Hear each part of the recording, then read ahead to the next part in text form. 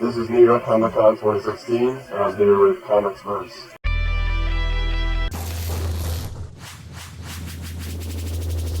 Hello again, viewers. It's Brian Del Pozo live from the Artist Alley of the 2016 New York Comic Con, and I am here with Monica Gallagher. So, Monica, now that you're a hardened vet of New York Comic Con, how's this year's experience been so far for the last 2 days? We're on Friday afternoon, so we're halfway through the con. So far, it's been great. I remember last year being exhausting, but I don't know. Maybe it's because I'm hiding behind a table. I feel pretty good. I don't have to be out there in the masses battling through my way through aisle after aisle. So, yeah, so far it's pretty good. I have a place to hide. Keep, the peasants on the other side, right? Exactly. So we interviewed with you last year, talked a lot about BOOBAGE. So I know you were telling me before we started, you've got a couple of projects that came out in the intermittent time, and if you could tell our viewing audience about them, that would be great. Yeah, my main one was I did a Kickstarter last year to compile my webcomic, Bonnie and Clyde 9 to 5. So I have about 350 strips in here, and the webcomic's still ongoing until the next chunk that I can consolidate. So yeah, this was my main excitement for a new book that I've had out in a while. And then I also have another little mini comic. I do autobiographical mini comics every now and then, and so this is my latest one. So the webcomic, how often does that come out on your site? It's twice a week.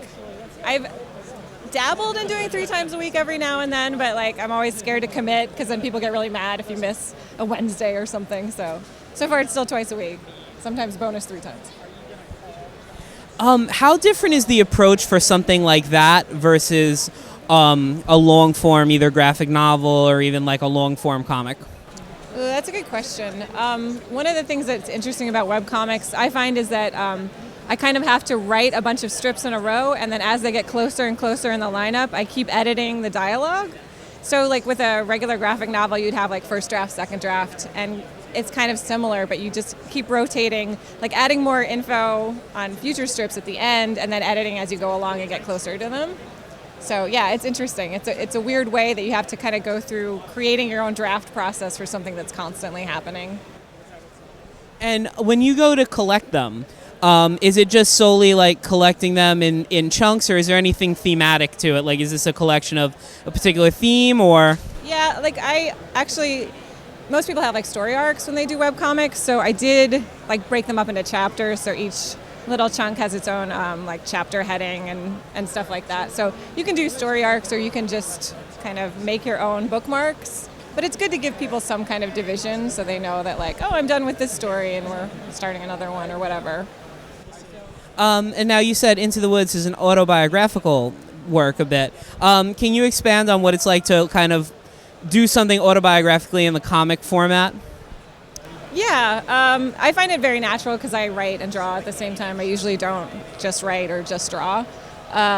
So I guess it's just choosing what to show, what you want to draw, how you want to draw yourself. For this one, I drew myself really cartoony, which was kind of fun. I have dot eyes and stuff. But yeah, it's just an interesting adventure in figuring out how much you want to share and what you want to show physically, draw for people.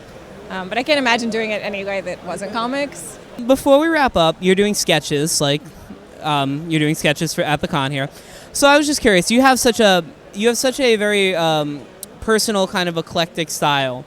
So I was just wondering, what kind of characters do people ask for, and what's been the oddest or maybe just strangest thing that you've done, or maybe hardest to kind of adapt to your particular style? Usually I get a lot of women. Obviously, people like the way I draw women, but I won't draw them in really cheesecake poses. I mean, I will do cheesecake, but I won't do overly objectified poses, which is funny. I think most people don't come to me for that. They probably know. But the weirdest things I've gotten are very specific. There was this one guy who asked me to draw a car accident that he witnessed as a teenager. And he just kept describing it. And he was well, then there was this severed leg. And I was oh, I got it. No, it's I just wanted to hear about it, but I was no, there's no way I'm drawing that. I don't know why he wanted that memorialized forever. In my style, it was just I don't know. From this comic, I can tell you'd be great at drawing a severed leg. I don't know. That was definitely the weirdest. So, but I reserve the right to refuse service drawing. Well, if there was ever a note to wrap out on, that might be it. But before we do you want to tell people like where they can find you either online, your site, where your webcomic is available? Yeah, my website is eatyourlipstick.com. And of course, it's not on my banner for you to see. And all my webcomics are there. There's links to stores and everything else that I've got for sale and for reading. So yeah, it's all there. Eat your lipstick. Well, thank you so much for your time, Monica. We greatly appreciate it. Thank you. This is fun. And thank you, viewers. And remember, you can catch us on Twitter at ComicsVerse, Facebook, ComicsVerse, Instagram, ComicsVerse. If there is a social media and there is ComicsVerse on it, it is us. I'm Brian Del Pozo. Have a great day.